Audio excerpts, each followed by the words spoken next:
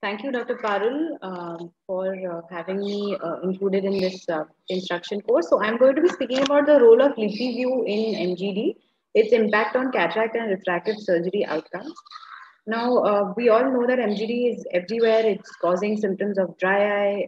It has an impact in our cataract evaluation because nowadays, to evaluate premium IOL patients, we are including a good topography and a good optical biometry. So, in case our teofilm is disrupted, then this will influence our evaluation and may give us wrong estimation of the patient's cylindrical power, which ultimately results in a compromise in our surgical precision for results. And also, most importantly, what bothers all of us as cataract surgeons is that it affects the post-operative outcome of the patient, because of which the chair time post-op is massively increased. Now, the first LipiView machine in Asia had come to Narayan Nethralaya back in 2012 when I was doing my fellowship over there. It works on the principle of interferometric color patterns because of the spectrometer light that is shone onto the tear film, and the reflection of that light gives us the estimation of the amount of lipids that are in the tear film because of the specular reflection. So just to show you, this is what a good LipiView would look like, where you can see a lot of colored patterns in the tear film itself, yellows and blues and multiple colors. And each time the patient blinks, it also shows you how the colors get spread. This also gives you an idea of the pattern of the blinking of the patient. So apart from blink rate, it tells you whether the patient has a complete blink. In this video, you could see the patient had an incomplete blink. That is also a cause for their dry eye. So it kind of gives you a real-time imaging of that patient. This, as opposed to that, is a poor LipiView, whereas you can see there is no color pattern in the tear film, which depicts the fact that the lipid layer is significantly less in such a patient. So the visualization is very good because of their high resolution cameras. Now, the main disadvantage back then in 2012 was it only told you about the quality of the tear film and the lipid layer thickness, which was estimated by that machine itself. But at that time, we had to do mebography separately, which could give us the anatomy and the morphology of the meibomian glands. So this was a big disadvantage. Back then, we had to couple the LipiView with the Keratograph 5, which was available for us at Narayan Nethralaya, so that we could get a good infrared imaging of the meibomian glands. Then came along LipiView 2, which incorporated mebography within their system. So then it became a little more comprehensive because now you had tear film assessment, lipid layer thickness, as well as the actual mebography to show us the meibomian glands. So the typical way that you need to analyze the patient if you are using it with the LipiView is this was produced by Tear Science back then, and now it has been handed over to J&J. So they provide you with a speed questionnaire, which is like a dry eye questionnaire. It is a standard patient evaluation of eye dryness. And based on the scores, you can decide how severe the patient's dry eye is. They also provide you with a meibomian gland expressor. This is very good because when you are pressing on the meibomian glands physically, with your own finger, there is a different level of pressure that you may be applying on all the glands. This particular device allows you to exert only a fixed pressure on the meibomian glands, allowing you to assess them without any inter-user variability. This is what the LipiView report would look like, where it shows you the lipid layer thickness, the actual imaging of the meibomian glands, and the blink dynamics across the video image that was taken.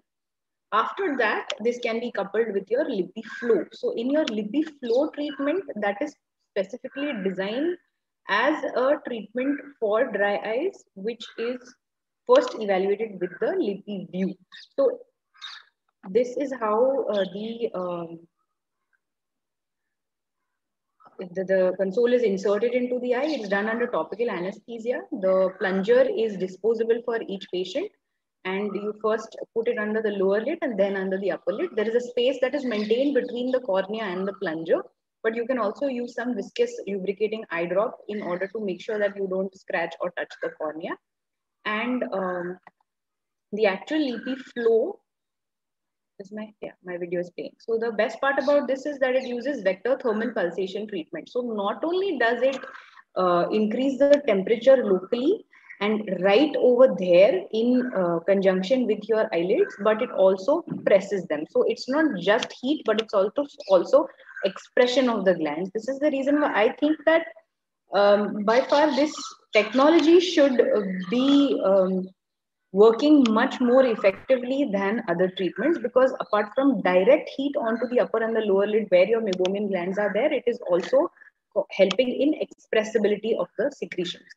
Now, what is the role in dry eye? So there are a number of studies that have been done even in the IOVS, and this one particular study is regarding the treatment of MGD with LipiFlow, and it shows that it significantly improves the meibomian gland function parameters following just a single treatment.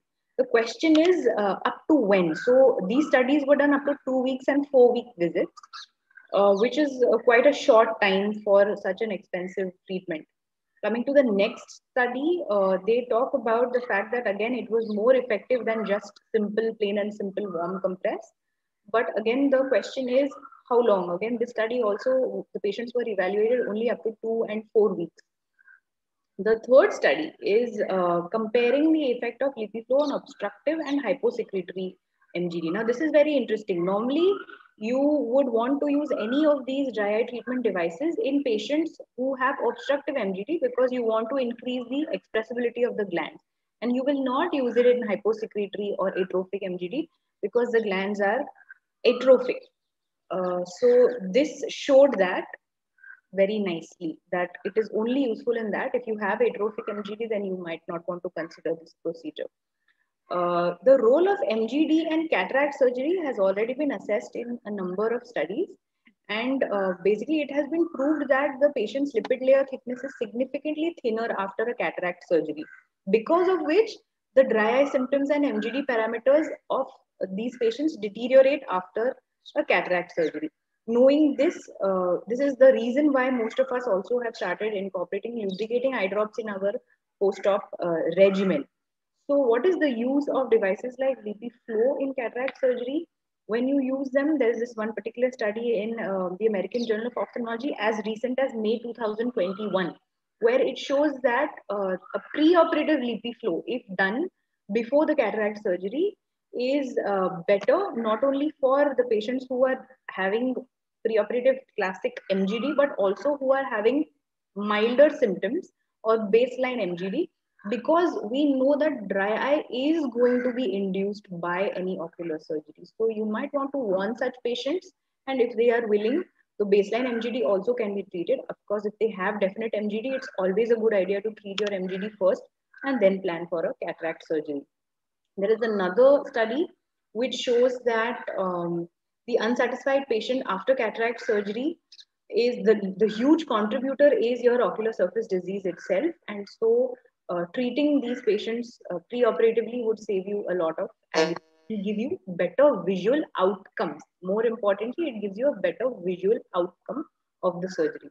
I think the main limitation of this treatment, even though I think it's a wonderful treatment, the main limitation is a prohibitive cost. Now you have so many other cheaper alternatives that we would possibly not keep it at the top of our list. And of course, the duration of efficacy is questionable. There are, from personal experience, whatever few patient cohorts that we have analyzed show that the patient's symptoms are reduced at least up to 6 months. But again, we have not really taken up those patients for longer time evaluation. So I would suggest using it with caution in a country like India, where cost is such an important factor, not only for the patient, but also for us to invest in such an equipment. You would have to play your game wisely. Thank you very much.